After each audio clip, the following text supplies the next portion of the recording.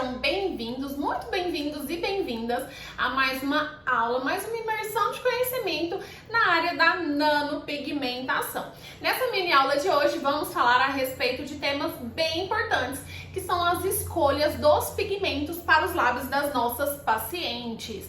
Nós bem sabemos que existem vários tipos de lábios, lábios pálidos, lábios rosados e ainda existem os lábios escurecidos. Para os lábios escurecidos, bem sabemos que temos que oferecer para as nossas pacientes o tratamento de clareamento labial, que é a neutralização. Já quando a paciente tem um lábio rosado e um lábio pálido, temos que mostrar para elas ficam bem indecisas na hora de escolher o tomzinho certo de pigmentação. E nesse caso, nós temos que saber alinhar a expectativa da cliente ao resultado final. Como eu faço isso? Sempre pergunto para minha paciente qual é o tomzinho que ela gosta mais. Sempre tenho no consultório os meus pigmentos, os principais pigmentos que eu utilizo, degradados em uma folhinha. Tem um vermelho, tem um pêssego e tem um tom rosado. Gosto também de passar na minha luvinha os tons vermelhinho, rosadinho, um rosa mais seco e o meu tom pêssego. Para que eu passo na luva? Para ela ter uma noção. Lembrando sempre que devemos falar para nossa paciente que esse é o tom inicial e ele jamais vai ficar dessa forma. Nós temos a fase da fagocitose, que é aquela fase que o pigmento vai saindo da pele, né, na cascata da cicatrização. E aí, esse é o resultado final. Temos o resultado final da cor do pigmento. As nossas pacientes normalmente querem sempre um tom mais claro.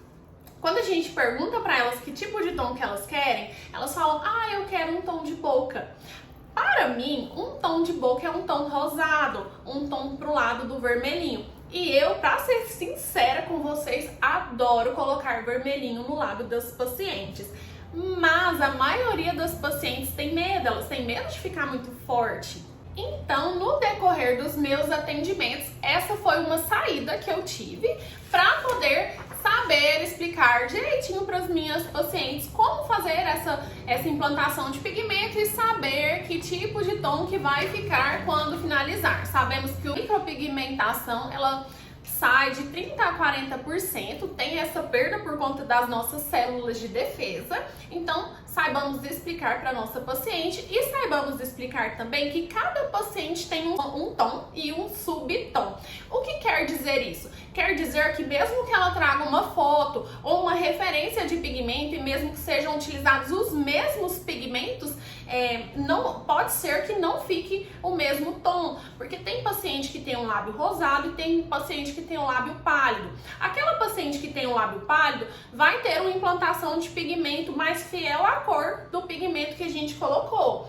Já a paciente que tem um lábio mais rosado tende a fugir um pouco por conta do tom e do subtom mesmo. Nós temos a nossa própria colorimetria.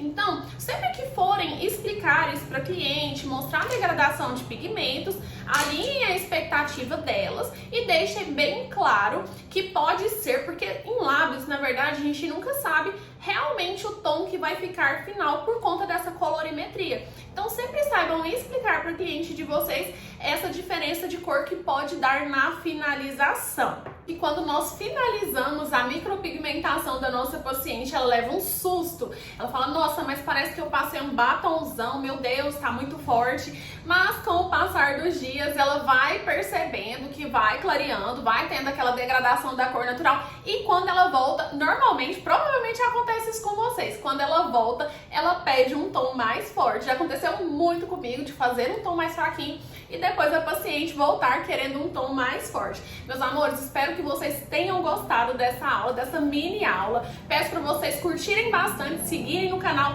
e também no Instagram. Beijos!